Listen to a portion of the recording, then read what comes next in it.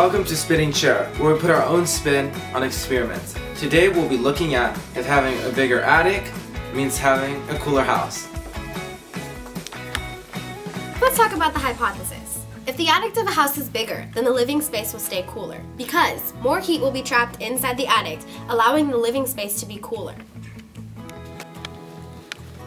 For materials, we'll divide them into two categories. The first one will be pre-experiment, which would include 4 large boxes, cardboard cutter, glue gun, glue sticks, old towels, 12-inch ruler, a right triangle ruler, a meter stick, and a table.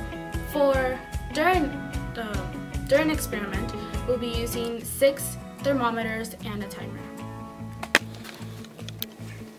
And of course, you can't forget about the experiment. We'll leave both the attic and the living space outside at 3 different times of the day for 30 minutes each. And after, we'll collect the data and make our conclusion. House 1 has an attic with 2 inches. House 2 has an attic with 3 inches. And House 3 has an attic with 4 inches. Let's check this experiment out.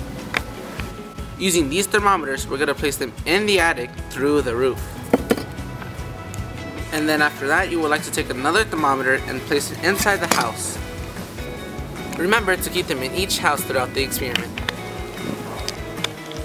And make sure to keep track of the following: the outside temperature, the temperature of both spaces of the house before and after the experiment, and time.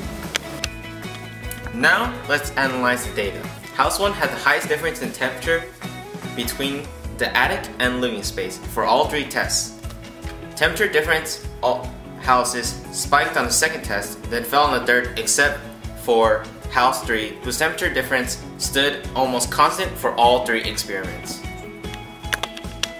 So let's talk House 3. During the final test, House 3 maintained the lowest internal temperature and the smallest temperature difference of 2 degrees Celsius with House 2. Then in Test 2, House 3 had the highest internal temperature and the smallest difference in temperature overall. Finally, in Test 3, House 3 had the highest internal temperatures and the smallest difference once again.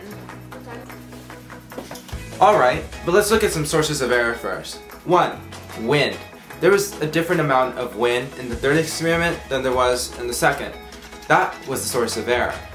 2. Grass. We did the experiment on the grass when we had just watered it earlier that morning. Could have precipitation had kept the houses cooler?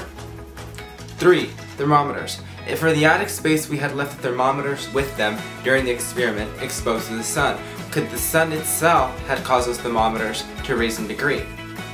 Here's another one. Cardboard. For the second house, we had to use a different brand of cardboard. Could that have caused the difference in the temperatures of the house? And 5. Gaps.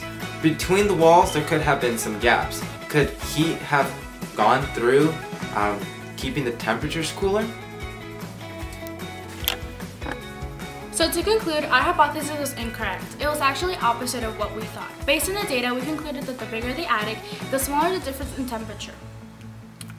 Maybe because the bigger the attic, more heat it can absorb, which then moves into the living space of the house, versus a house with a smaller attic, which would absorb less heat because there is less space in the attic. However, looking at the sources of errors, our data may be incorrect, making this inconclusive. So what does this experiment have to do with conservation?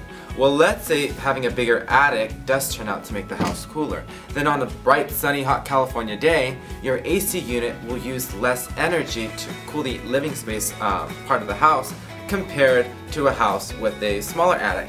And if that does turn out to be true, then we're conserving energy.